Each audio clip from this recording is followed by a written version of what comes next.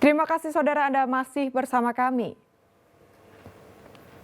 Beras yang disediakan pemerintah untuk menstabilkan harga alias beras bulog habis di sejumlah pasar tradisional di Ponorogo. Hal ini setelah harga beras terus melambung hingga mencapai Rp14.000 per kilogram. Habisnya persediaan beras bulog salah satunya terjadi di Pasar Legi Ponorogo. Beras yang dikeluarkan pemerintah untuk menekan tingginya harga langsung habis terjual setiap kali dikirim. Perum Bulog mengirim beras ke Pasar Legi Ponorogo 2 kali dalam seminggu. Tiap pedagang diberi jatah 450 kg atau 90 pak ukuran 5 kg. Hanya dalam waktu 1 atau 2 hari, beras itu ludes terjual. Dalam 1 minggu itu biasanya di dropping berapa? Dropping seminggu 2 kali. 2 kali. Untuk satu pedagang? Satu pedagang 90 ada. 90 karung itu? Iya, dan besar. Iya. Terus kalau untuk yang beras-beras medium dan premium lainnya bagaimana Pak? Permintaannya apakah masih tinggi atau? Mulai menurun. Menurun ya? Karena terlalu tinggi. Habisnya beras bulog merupakan imbas dari terus melambungnya harga beras medium dan premium di pasaran. Saat ini harga beras medium mencapai Rp13.000, padahal sebelumnya Rp11.300 per kilogramnya. Sementara harga beras premium yang awalnya Rp13.000 dijual dengan Rp14.000 per kilogram. Sementara beras bulog dijual per kemasan 5 kg dengan harga Rp10.900 per kilogram. Naik banyak, belinya 12.200, jualnya 13. 1 minggu. 1 minggu ini? Naik lagi. Naik lagi. Kalau pembeli ini rata-rata beli apa Bu? Yang laris? Yang laris ya beras bulog itu, soalnya harganya kan lebih murah. Jadi pembelinya banyak. Kalau beras bulog sendiri sebelumnya berapa, sekarang berapa Bu? Yang dulu kan jualan 47.225, sekarang 54.500. Mahalnya harga beras diduga akibat musim kemarau, sehingga banyak petani yang tidak menanam padi. Kalaupun ada, banyak yang gagal panen karena kekurangan air. Dirgo Suyono melaporkan dari Ponorogo. Saudara, seorang pemotor asal Kecamatan Peterongan tewas usai menabrak truk tronton yang sedang parkir di Jalan Raya Jombang, Surabaya. Keluarga korban yang datang ke tempat kejadian perkara menangis histeris.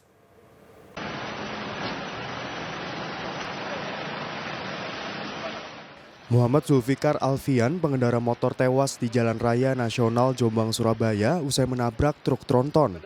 Keluarga korban yang datang ke lokasi kejadian menangis histeris dan nyaris pingsan.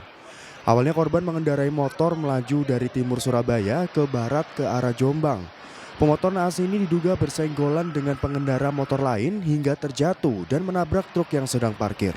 Di sepeda motor Scoopy dari arah timur bersenggolan dengan dengan sepeda motor Vega yang dari arah sama. Akibatnya sepeda Scoopy oleng dan menabrak bagian belakang truk yang sedang parkir. Itu kondisi korbannya? Kondisi korban langsung meninggal dunia di lokasi karena luka di kepala. Untuk pengendara Vega-nya, Pak? Untuk pengendara Vega tadi langsung kabur. Korban sekarang dibawa ke mana? Korban sekarang sudah dibawa ke PKU Muhammadiyah. Untuk kendaraan truknya tadi sedang apa ini? Truk tadi posisinya sedang mengganti ban atau ngeban tadi. Petugas mengevakuasi jasad pria 27 tahun ini ke kamar jenazah Rumah Sakit Umum Daerah Jombang. Hasil identifikasi sementara di lokasi kejadian korban terluka parah di kepala. Peristiwa kecelakaan kini ditangani unit Laka Lantas Polres Jombang.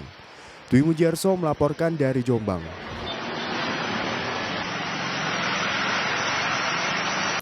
Saudara, sejumlah tenda yang akan digunakan untuk pembukaan acara layanan pemerintah pada masyarakat di Kecamatan Tebelang, Kabupaten Jombang, roboh dan porak-poranda diterjang angin kencang. Terjangan angin datang sesaat setelah Bupati membuka acara. Kegiatan Bupati Jombang melayani warga atau disingkat Bulaga di Kecamatan Tembelang terganggu akibat angin kencang. 7 tenda layanan masyarakat porak-poranda dihempas angin kencang yang datang tiba-tiba setelah Bupati Mujidah Wahab membuka acara. Meski berlangsung singkat, angin kencang membuat panik warga dan seluruh pegawai Pemda yang hadir. Tenda yang rusak ini merupakan lokasi layanan masing-masing dinas di Pemda, di antaranya Dinas Peternakan, Dinas Pertanian, Dinas Perusahaan Daerah Air Minum, dan tenda UMKM. Tak hanya tenda, seluruh perabot dan perlengkapan pelayanan pun rusak. Ya, itu waktu itu saya kan di sebelah selatan tenda, di situ ada acara itu selesai. Baru selesai langsung saya melihat angin itu ya masuk ke tenda itu langsung malik tenda itu. Itu tenda tadi sempat terbang gitu Pak? Iya terbang. Dari yang sebelah selatan ini kena angin langsung terbang gitu. Nah. Tidak ada korban jiwa maupun luka pada peristiwa ini. Kegiatan dilanjutkan setelah angin mereda dan seluruh tenda serta peralatan layanan masyarakat dikembalikan ke tempat semula. Dwi Mujiarso melaporkan dari Jombang. Saudara, identitas pemuda yang ditemukan tewas penuh luka di Probolinggo pada Minggu siang kemarin saat ini telah diketahui aparat kepolisian. Dari hasil penyelidikan, pemuda itu diduga pelaku pencurian dan penggelapan sepeda motor yang dikeroyok massa. Teka-teki identitas pemuda yang ditemukan tewas penuh luka di Jalan Setapak Desa Pesisir, Kecamatan Sumberasih, Probolinggo, akhirnya terungkap. Pemuda tersebut bernama Imam Nurbuet, warga Desa Cepoko, Kecamatan Sumber, Probolinggo. Diduga pria berusia 30 tahun tewas akibat dikeroyok warga. Dari keterangan saksi, Imam membawa kabur sepeda motor yang akan ia beli dengan dalih hendak mencobanya. Pemilik sepeda motor yang mencari akhirnya menemukannya di Desa Pesisir, Kecamatan Sumberasih. Imam kemudian ditangkap dan dihajar beramai-ramai. Polisi menetapkan Imam sebagai korban penganiayaan sekaligus pelaku pencurian dan penggelapan. Jadi kami sampaikan hari ini update terakhir sudah kita temukan untuk identitas ini yang meninggal dunia ini yang diduga sebagai pelaku penipuan dan penggelapan sepeda motor. Hari ini keluarganya sudah datang ke rumah sakit untuk mengecek dan kita lakukan identifikasi terhadap korban ini. Mungkin langkah polisi akan melakukan otopsi atau gimana? Mendatangkan dari mana ini? Jadi sesuai dengan SOP kita akan lakukan otopsi. Nanti dari dokter forensik Polda Jatim akan datang untuk mengidentifikasi terkait dengan akibat kematian daripada korban ini. Sejumlah barang bukti disita termasuk 1 unit sepeda motor dan baju pelaku. Polisi hingga kini masih melakukan penyelidikan sambil menunggu hasil autopsi guna memastikan motif dan modus dugaan pencurian yang menewaskan pelakunya. Sebelumnya warga Dusun Mawar, Desa Pesisir, Kecamatan Sumberasih digegerkan dengan penemuan mayat seorang pemuda di tengah jalan setapak menuju Tambak Minggu siang. Mayatnya ditemukan setengah telanjang dengan wajah penuh luka. Polisi tidak menemukan kartu identitas sedangkan warga sekitar tidak ada yang mengenalinya. Dandi Arigafur melaporkan dari Probolinggo.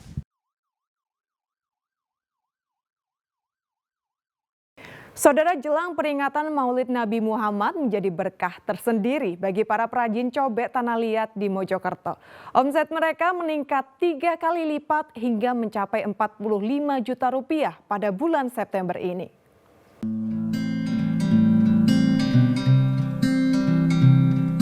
Para perajin cobek dari tanah liat di Desa Melaten, Kecamatan Puri, Kabupaten Mojokerto kebanjiran pesanan jelang peringatan Maulid Nabi Muhammad.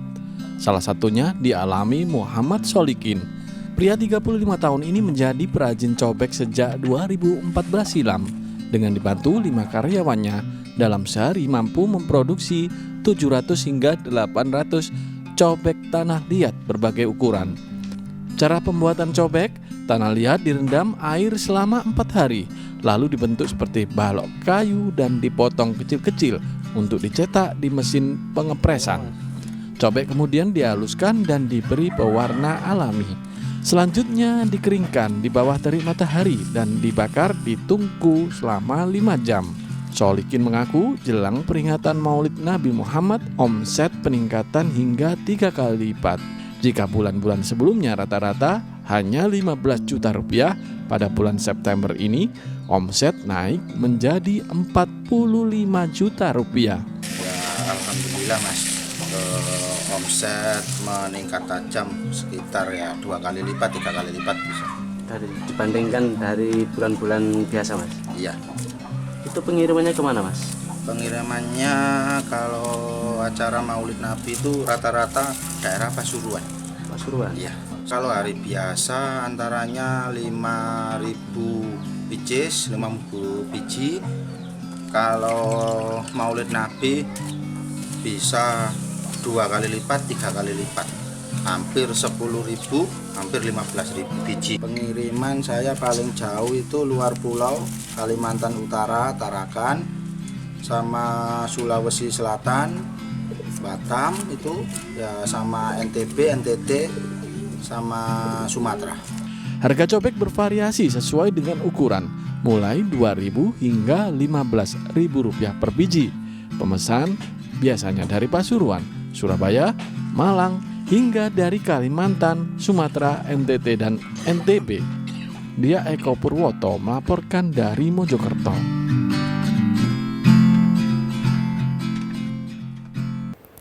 Saudara, ditetapkan sebagai kampung pesisir terkumuh, kelompok pemuda di Kelurahan Mandar, Banyuwangi akhirnya tergerak untuk mengubah image buruk kampungnya jadi kampung wisata.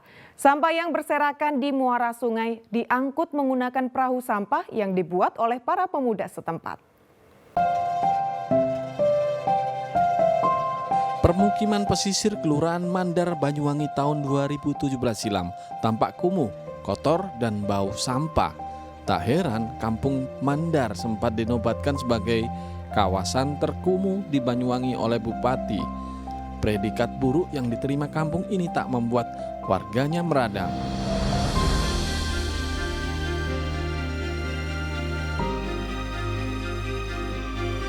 Sebaliknya, warga yang diinisiasi pemuda setempat akhirnya tergerak hatinya untuk mengubah image buruk tersebut jadi lebih baik dengan membuat perahu kecil yang dilengkapi dengan jaring untuk mengangkut sampah di muara.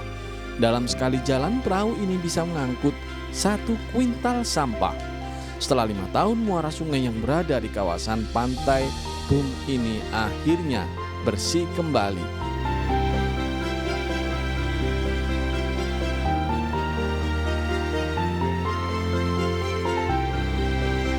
Kampung Mandar kini jadi kampung wisata kuliner yang bisa meningkatkan perekonomian warga karena banyaknya wisatawan yang datang. Jadi tahun 2017 Kampung Mandar ini dapat SK dari Bupati Azwar Anas bahwa menjadi kampung terkumuh. Jadi kami dari pemuda ingin bergerak ingin membantu masyarakat. Akhirnya di awal kami membuat dari serok. Kemudian ditambah lagi dari Tosa, dan kemudian di tahun ini kami membuat perahu sampah. Jadi kalau dulu Kampung Mandar kan kampung terkumuh, jadi orang enggan ke Kampung Mandar. Kalau sekarang harapannya bersih, jadi orang mau ke Kampung Mandar. Ada kendala Mbak, di awal kan Kampung Mandar kan masyarakatnya kan buangnya kan langsung ke laut karena tidak ada pasukan kuning atau pengangkut sampah. Nah, kita sosialisasi yang tadinya gratis, terus kita tarik 5.000 itu ada penolakan sih dari masyarakat. Tapi alhamdulillah semakin hari semakin mengerti, jadi alhamdulillah sama-sama saling menjaga. Kumuhnya kampung disebabkan kebiasaan buruk warga membuang sampah sembarangan.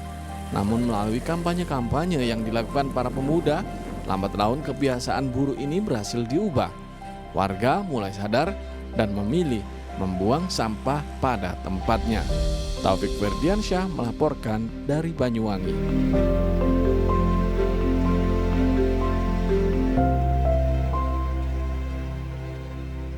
Ya, saudara, informasi tadi sekaligus menjadi akhir perjumpaan kita dalam Liputan 6 Daerah Jawa Timur kali ini. Atas nama seluruh kru yang bertugas, saya Mandari Sasmita mengucapkan terima kasih atas perhatian Anda. Selamat beraktivitas dan salam SCTV.